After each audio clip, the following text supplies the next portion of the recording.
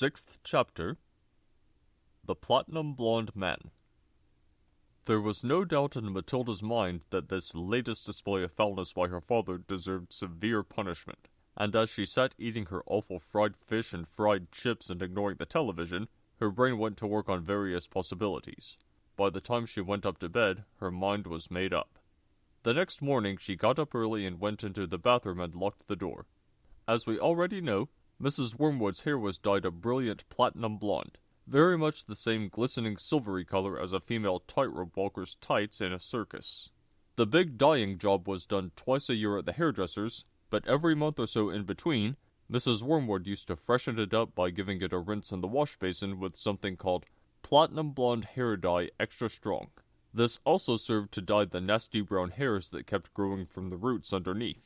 The bottle of Platinum Blonde Hair Dye Extra Strong was kept in the cupboard in the bathroom, and underneath the title on the label were written the words, "Caution, this is peroxide. Keep away from children." Matilda had read it many times with fascination. Matilda's father had a fine crop of black hair which he parted in the middle, and of which he was exceedingly proud. "Good strong hair," he was fond of saying, "means there's a good strong brain underneath." Like Shakespeare, Matilda had once said to him. "Like who?" Shakespeare, Daddy. "Was he brainy?" Very, Daddy. "He had masses of hair, did he?" He was bald, Daddy. To which the father had snapped, "If you can't talk sense, then shut up."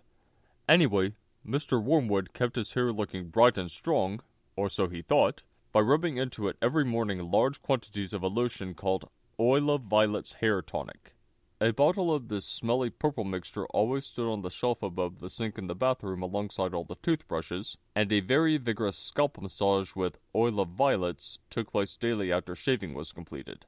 This hair and scalp massage was always accompanied by loud masculine grunts and heavy breathing and gasps of, "Ah, that's better. That's the stuff. Rub it right into the roots," which could be clearly heard by Matilda in her bedroom across the corridor. Now, in the early morning privacy of the bathroom, Matilda unscrewed the cap of her father's Oil of Violets and tipped 3/4 of the contents down the drain. Then she filled the bottle up with her mother's Platinum Blonde Hair Dye Extra Strong. She carefully left enough of her father's original hair tonic in the bottle so that when she gave it a good shake, the whole thing still looked reasonably purple. She then replaced the bottle on the shelf above the sink, taking care to put her mother's bottle back in the cupboard. So far, so good. At breakfast time, Matilda sat quietly at the dining room table eating her cornflakes. Her brother sat opposite her with his back to the door, devouring hunks of bread smothered with a mixture of peanut butter and strawberry jam. The mother was just out of sight around the corner in the kitchen making Mr. Wormwood's breakfast, which always had to be 2 fried eggs on fried bread with 3 pork sausages and 3 strips of bacon and some fried tomatoes. At this point, Mr. Wormwood came noisily into the room. He was incapable of entering any room quietly, especially at breakfast time. He always had to make his appearance felt immediately by creating a lot of noise and clatter. One could almost hear him saying, "It's me, here I come, the great man himself, the master of the house, the wage earner, the one who makes it possible for all the rest of you to live so well. Notice me and pay your respects."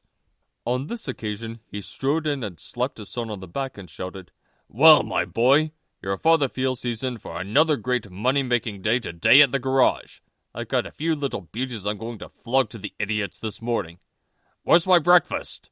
It's coming, Treasure, Mrs. Wormwood called from the kitchen. Matilda kept her face bent low over her cornflakes. She didn't dare look up. In the first place, she wasn't at all sure what she was going to see. And secondly, if she did see what she thought she was going to see, she wouldn't trust herself to keep a straight face. The sun was looking directly ahead out of the window, stuffing himself with bread and peanut butter and strawberry jam. The father was just moving round to sit at the head of the table when the mother came sweeping out from the kitchen carrying a huge plate piled high with eggs and sausages and bacon and tomatoes. She looked up. She caught sight of her husband. She stopped dead. Then she let out a scream that seemed to lift her right up into the air, and she dropped the plate with a crash and a splash onto the floor. Everyone jumped, including Mr. Wormwood. "What the heck's the matter with you, woman? Look at the mess you've made on the carpet." Your hair! The mother was shrieking, pointing a quivering finger at her husband. Look at your hair! What have you done to your hair? What's wrong with my hair, for heaven's sake? Oh my god, Dad, what have you done to your hair? The son shouted. A splendid noisy scene was building up nicely in the breakfast room. Matilda said nothing. She simply sat there admiring the wonderful effect of her own handiwork. Mr. Wormwood's fine crop of black hair was now a dirty silver, the color this time of a tightrope walker's tights that had not been washed for the entire circus season. You've dyed it! Shrieked the mother. Why did you do it, you fool? It looks absolutely frightful. It looks horrendous. You look like a freak. What the blazes are you all talking about? The father yelled, putting both hands to his hair. I most certainly have not dyed it. What do you mean I've dyed it? What's happened to it? Or is this some kind of a stupid joke? His face was turning pale green, the color of sour apples. You must have dyed it, Dad, the son said. It's the same color as Mum's, only much dirtier looking. Of course he's dyed it! It can't change color all by itself. What on earth were you trying to do, make yourself look handsome or something? You look like someone's grandmother gone wrong. Get me a mirror! Don't just stand there shrieking at me, get me a mirror! The mother's handbag lay on a chair at the other end of the table. She opened the bag and got out a powder compact that had a small round mirror on the inside of the lid. She opened the compact and handed it to her husband. He grabbed it and held it before his face, and in doing so spilled most of the powder all over the front of his fancy tweed jacket. Be careful! Now look what you've done! That's my best Elizabeth Arden face powder! Oh my God! Yelled the father, staring into the little mirror. What's happened to me? I look terrible! I look just like you gone wrong! I can't go down to the garage and sell cars like this! How did it happen? He stared round the room, first at the mother, then at the son, then at Matilda. How could it have happened? I imagine, Daddy, that you weren't looking very hard and you simply took Mummy's bottle of hair stuff off the shelf instead of your own. Of course that's what happened! Well, really, Harry, how stupid can you get? Why didn't you read the label before you started splashing the stuff all over you? Mine's terribly strong. I'm only meant to use 1 tablespoon of it in a whole basin of water, and you've gone and put it all over your head neat. It'll probably take all your hair off in the end. Is your scalp beginning to burn, dear? You mean I'm going to lose all my hair? I think you will. Peroxide is a very powerful chemical. It's what they put down the lavatory to disinfect the pan, only they give it another name. What are you saying? I'm not a lavatory pan. I don't want to be disinfected. Even diluted like I use it, it makes a good deal of my hair fall out, so goodness knows what's going to happen to you. I'm surprised it didn't take the whole of the top of your head off. What shall I do? Tell me quick what to do before it starts falling out. Matilda said. I'd give it a good wash, Dad, if I were you, with soap and water. But you'll have to hurry. Will that change the color back? Of course it won't, you twit. Then what do I do? I can't go around looking like this forever.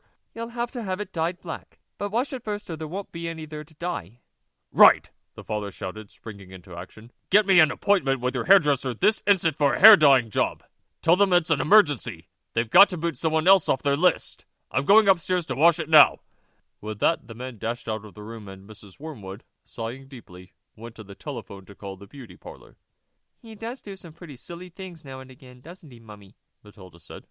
The mother, dialing the number on the phone, said, I'm afraid men are not always quite as clever as they think they are. You will learn that when you get a bit older, my girl.